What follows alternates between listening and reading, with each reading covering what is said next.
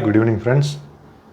ரொம்ப ஒரு சோகமான செய்தியை படிக்க நேர்ந்தது. இப்போலாம் நியூஸை நம்ம படிக்கிறப்போ பெரும்பாலான நெகட்டிவ் நியூஸ், எதிர்மறையான செய்திகள் தான் நம்ம அடிக்கடி கடந்து வர சூழ்நிலையாக இருக்குது. செய்தி என்னென்னா, ஒரு இளம்பெண் கல்யாணமாகி 78 நாட்களே ஆன ஒரு இளம்பெண், அவங்க பேர் ரிதன்யா. அவங்க திருப்பூர் பகுதியை சேர்ந்த அவினாசி அப்படிங்கிற இடத்துக்கு பக்கத்தில் உள்ள கைகாட்டிபுதூர் அப்படிங்கிற ஒரு கிராமத்தை சேர்ந்தவர்.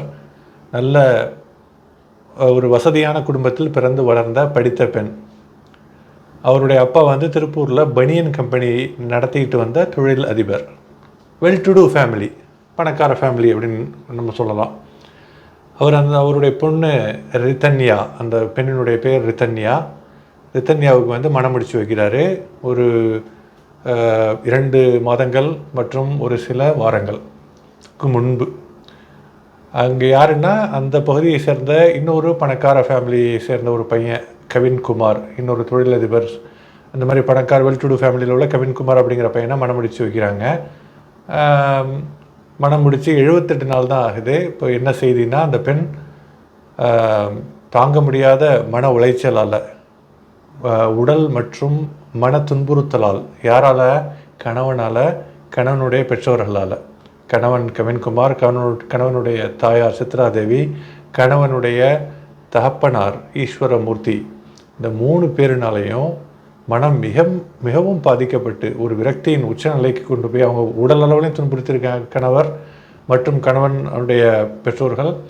மனதளவிலையும் ரொம்ப துன்புறுத்தியிருக்காங்க. எதனாலன்னா, வரதட்சணை 500 பவுன் போட்டு 500 சவரன் நகை போடுறதா சொல்லி 300 சவரன் போட்டு கல்யாணம் பண்ணி வச்சுருக்காங்க. மீதி உள்ள 200 பவுன் நகையும் போய் வாங்கிட்டு வர சொல்லி அந்த துன்புறுத்தல் நடந்ததாக செய்தி வெளியிடப்பட்டுள்ளது. என்ன நடந்ததுன்னு இறைவனுக்கு தான் வெளிச்சம். இந்த துயரமான ஒரு செய்தி கேட்டது மனசு ரொம்ப கஷ்டமாக இருந்ததுங்க. ஒன்று, இந்த காலத்துலேயுமே இப்படி ஒரு வரதட்சணை சார்ந்த துன்புறுத்தல், இவ்வளவு கடுமையான சட்டம், ப்ளஸ் சட்டத்தை விடுங்க, படித்து ஓரளவு நல்ல சிந்திக்கக்கூடிய ஒரு நல்ல ஒரு சென்சிபிளான ஒரு சொசைட்டியில் நம்ம வந்துட்டுருக்கோம். முந்தி மாதிரி காட்டு மிராண்டித்தனமாலாம் இல்லாமல் ஒரு நல்ல பண்பட்ட ஒரு சமூகத்தில் நம்ம வந்துட்டுருக்கிறப்போ வரதட்சணை சார்ந்து இந்த மாதிரி துன்புறுத்தல்கள் ரொம்ப மிகவும் ஒரு ஆச்சரியமான ஒரு ஷாக்காக தான், அதிர்ச்சியாக தான் இருக்குது.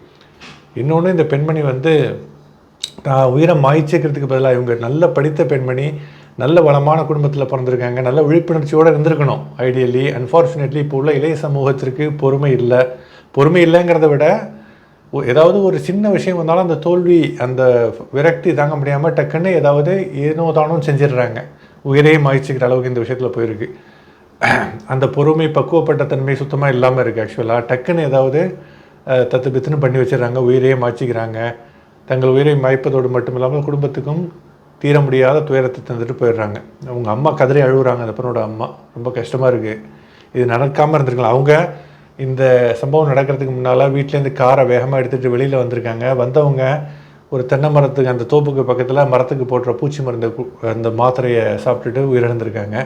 வாட்ஸ்அப் மெசேஜை அப்பாவுக்கு எழுதி அந்த மெசேஜ் ரெக்கார்ட் பண்ணி அனுப்பிட்டு போயிருக்காங்க. இதுக்கு காரணம் இந்த 3 பேர் தான். துன்பம் தாங்கலை, அந்தளவுக்கு என்னை துயரப்படுத்துகிறாங்க, ரொம்ப துன்புறுத்துகிறாங்க. இந்த துன்புறுத்தல் அவங்க அப்பாவுக்குமே தெரிஞ்ச ஒரு தடவை அப்பாட்டெலாம் சொல்லி ஆறுதல் தேடிக்கிட்டு இருக்கிறப்போ, எல்லாம் சரியாக போயிடுமா, எல்லாம் சரியாயிடும், நீ இது பண்ணு அப்படின்னு சொல்லிட்டு பெற்றவங்களும் இந்த மாதிரி பிள்ளைங்க ஒரு துன்புறுத்தலால் வர்றப்போ அது ஒரு மிகப்பெரிய ரெட் ஃப்ளாகுங்க, அலாம். அதை நம்ம ரிஸ்க் எடுக்கவே கூடாது. வீட்டிலே வைத்திருந்திருக்கலாம், அங்கே அனுப்பாமல் விசாரிக்கிறது மட்டும் இல்லாமல் இல்லாட்டி ஏதாவது ஒரு முயற்சி பண்ணியிருந்திருக்கலாம். அந்த பெண்மணி வெளியில் கார் எடுத்துகிட்டு வந்தவங்க போலீஸ் ஸ்டேஷனுக்கு போய் குற்றம் செஞ்சவங்களே நிம்மதியாக இருக்குது, நெஞ்சு நிமித்திட்டு வர்றப்போ நம்ம குற்றம் செய்யாத ஒரு இன்னசென்ட்டு நல்ல மனசுள்ளவங்க ஏன் நம்ம உயிரை மாற்றிக்கணும்? நமக்கு என்ன அவசியம் வந்துச்சு? அவங்கள கொலையில் இழுத்து விடணும். ஆக்சுவலாக ஓகேங்களா, அவங்கள மாட்டியிருந்த போலீஸ் ஸ்டேஷனில் வரதட்சணை வன்கொடுமை சட்டத்தில் கம்ப்ளைண்ட் பண்ணியிருந்திருக்கலாம். இல்லாட்டி அப்பா வீட்டுக்கு பேசாமல் போயிருந்துருக்கலாம், வாழ விருப்பம் இல்லைன்னா. வாழ விருப்பம் இல்லைங்கிறத விட வாழ முடியல, அந்த அளவுக்கு துன்புறுத்திருக்காங்க.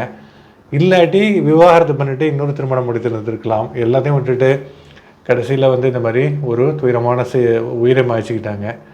இந்த நிகழ்ச்சி உணர்த்துகிற பல பாடங்கள்ங்க. ஒன்று, இப்போ உள்ள நம்ம சமூகத்தில் இளைஞர்கள்லாம் வந்து இந்த மாதிரி பண்ணுறப்போ முடிந்த அளவு கண்டிப்பாக துயரங்கள் இருக்க விரக்தி இருக்கும். உயிரை மாய்த்துக்கிறது எதற்கும் தீர்வு கிடையாது, தற்கொலை எதற்கும் தீர்வு கிடையாது. ஓகேயா? அது வந்து நம்ம எடுக்கிறதுக்கு, நம்ம உயிரை எடுக்கிறதுக்கு நமக்கு ரைட்ஸ் கிடையாது. ஓகேயா? கண்டிப்பாக எதுவாக இருந்தாலும் பார்த்துக்கலாம் அப்படின்னு சொல்லிட்டு முடிஞ்ச அளவுக்கு அந்த விஷயத்துலேருந்து அகன்று ட்ரை பண்ணி அந்த விஷயத்துலேருந்து நம்ம வந்து வெளியில் வர்றதுக்கு முயற்சி பண்ணி வெளியில் வந்துடணும். ஆக்சுவலாக அந்த விஷயத்தை விட்டு விலகிடணும். முடிஞ்சால் நமக்கு துன்பத்தை கொடுத்த விஷயங்களுக்கு அல்லது அந்த நபர்களுக்கு துன்பத்தை கொடுக்குறதுல எந்த தப்புமே இல்லை. கம்ப்ளைண்ட் பண்ணி அவங்கள உள்ளுக்குள்ளார இழுத்து விடலாம், இல்லாட்டி அந்த இடத்துலேருந்து விலகி விடலாம். ஓகேங்களா? அதை விட்டுட்டு நம்ம வந்து உயிரை மாய்த்து கொள்வது எதற்கும் தீர்வாகாது. இதெல்லாம் சொல்லி போனால் உயிர் வரப்போகிறதில்ல. ஆனால் அட்லீஸ்ட் இனிமேலும் உள்ள இதை பார்த்துக்கிட்டு இருக்கிற நீங்கள் வந்து உங்களுடைய கருத்துக்களை நீங்கள் சொல்லுங்கள். நான் சொல்கிறது சரியா தவறான்னு தெரியல. ஆனால் இது வந்து கண்டிப்பாக தற்கொலை எதற்கும் தீர்வாகாது. அது வந்து 100% ஒரு உண்மையான ஒரு விஷயம். எல்லோருமே வந்து நம்ம சமூகத்திற்கு, அதாவது என்ன சொல்கிறது, நம்ம சுற்றி நடக்கிற விஷயங்கள் எப்போவுமே நமக்கு ஏதுவாக, நமக்கு சாதகமாக, நமக்கு ஃபேவராக அமைகிறது இல்லை. ஆக்சுவலாக பெரும்பாலான விஷயங்களை நம்ம சேலஞ்சஸ், சவாலை கடந்து தான் வந்துகிட்ருக்கோம். அந்த சவாலான சுச்சுவேஷன், சவாலான நபர்கள், சவாலான ஒரு சூழல், இதெல்லாம் தாண்டி தான் நம்ம வர்றோம். அப்படி வர்றப்போ எந்த ஒரு கட்டத்துலையும் நம்ம பொறுமை இழக்கிறதுக்கு வாய்ப்புகள் நிறையா இருக்குது. அது நம்ம குடும்பத்தில், பர்சனல் லைஃப்பில், நம்ம வேலையில், நம்ம குடும்பத்தில் குடும்ப உறுப்பினர்கள் சேலஞ்சிங்கான பர்சனாலிட்டி இருக்கலாம், வேலையில் சேலஞ்சிங்கான பர்சனாலிட்டி, எதிர்த்து ஃபைட் பண்ணலாம், இல்லை அந்த இடத்த விட்டு விலகிடலாம், அல்லது நிறைய ஆப்ஷன்ஸ் இருக்குங்க. அதை விட்டுட்டு நம்ம கண்டிப்பாக உயிரை மாய்த்து கொள்ளக்கூடாது அப்படிங்கிறது என்னுடைய ஒரு தாழ்மையான ஒப்பீனியன். உங்களுடைய கருத்துக்களை பகிர்ந்துக்கங்க. ரொம்ப கஷ்டமாக இருக்குது. நம்ம எல்லாருமே எல்லாருக்காகவும் ப்ரேயர் பண்ணுவோம். இறைவன் அனைவருக்கும் அருள் புரிவானாக. தேங்க்யூ கைஸ் ஃபார் வாட்சிங்.